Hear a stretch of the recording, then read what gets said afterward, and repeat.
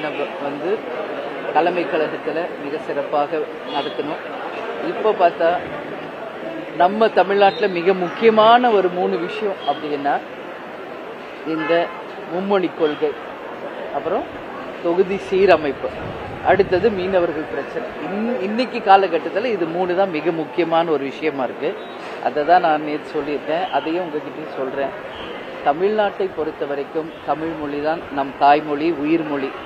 தமிழ் வந்து நிச்சயமாக தமிழகம் முழுவதும் கட்டாயமாக்கப்பட வேண்டும். கட்டாயமா எல்லாரும் தமிழ் படிக்கணும், அது கட்டாயமாக்கப்பட வேண்டும் அப்படின்றதுதான் தேமுதிகவின் நிலைப்பாடு. அதே போல கேப்டன் எப்பொழுதுமே சொல்றது அன்னை மொழி காப்போம், அனைத்து மொழியும் கற்போம் அப்படிங்கிறது தான். அதுதான் தேமுதிகவினுடைய நிலைப்பாடுன்றதையும் நான் உறுதியாக பதிய வைக்கிறேன். அதே நேரத்தில் இன்னைக்கு தொகுதி சீரமைப்பு அப்படின்னு நம்ம பார்த்தோம்னா எம்பி தொகுதியில் 40 தொகுதிகளுக்கும் கம்மியாக வந்து குறைக்கின்ற ஒரு நிலைப்பாடு இருப்பதாக கருத்து இருக்கிறது. ஆனால் அதிகாரப்பூர்வமாக மத்திய அரசு இதுவரைக்கும் அதை பற்றி எந்த அறிவிப்பும் தராத போது அதை பற்றி நாம் பேசுவதற்கு எதுவுமே இல்லை. ஒருவேளை நமது 40 எம்பி தொகுதியை குறைக்கின்ற வேலையில் மத்திய அரசு ஈடுபட்டால் உறுதியாக தமிழக அரசுடன் சேர்ந்து தேசிய முற்போக்கு திராவிட கழகம் தமிழகத்திற்காகவும் தமிழக மக்களுக்காகவும் உறுதியாக நிச்சயமாக உறுதுணையாக இருப்போம், போராடுவோம் அப்படிங்கிறது இந்த நேரத்தில் பதிய வைக்கிறேன்.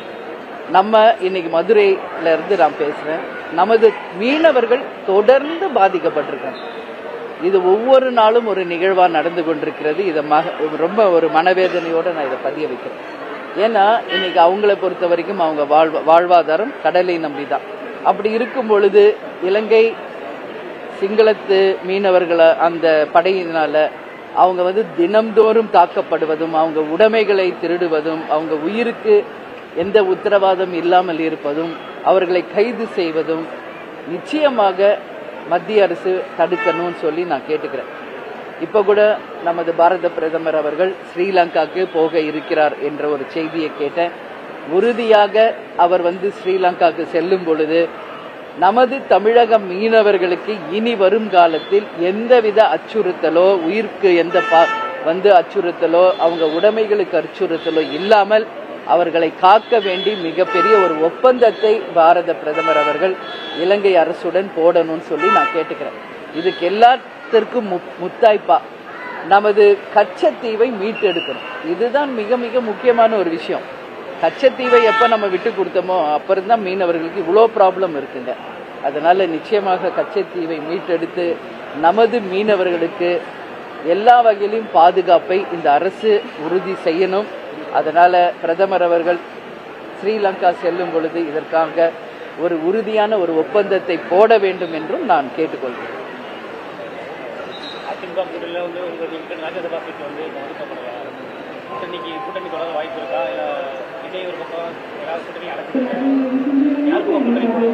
இன்னும் 1 வருஷம் இருக்கு. நீங்க கேட்கிற கேள்விக்கு மார்ச் மாசத்துல தான் இருக்கும், 1 வருடம் இருக்கிறது. அதனால் நிச்சயமாக பொறுத்திருங்கள். அந்த காலம் வரும் பொழுது உங்களுக்கு நாங்கள்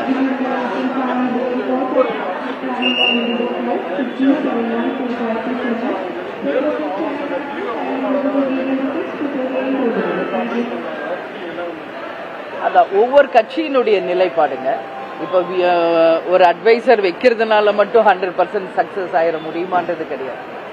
அதனால அந்த கட்சியினுடைய வியூகம் அது. பட் கேப்டனை பொறுத்த வரைக்கும் எப்பொழுதுமே மக்களை தான் நம்பினாரு.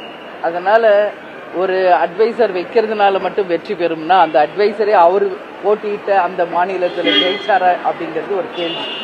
அதனால இதெல்லாம் அந்தந்த கட்சியும் அந்த தலைவர்களும் எடுக்கின்ற நிலைப்பாடு தானே ஒழிய அதை பற்றி பெரிய ஒன்றும் சொல்றதுக்கு ஒன்றும் இல்லை.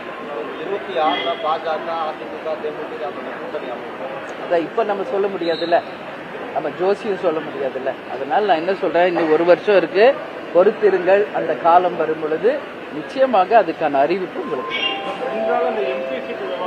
பேசும் பொருளா இருக்கு. இந்த விவகாரத்துக்கு நமக்கும் அதிமுகவுக்கும் சின்ன மன வருத்தமோ சங்கடங்களோ வெளிப்படையா நீங்க சொல்றீங்க, நல்லுறவு தொடர்புதான் அந்த மாதிரி எதுவும் சரிங்களா?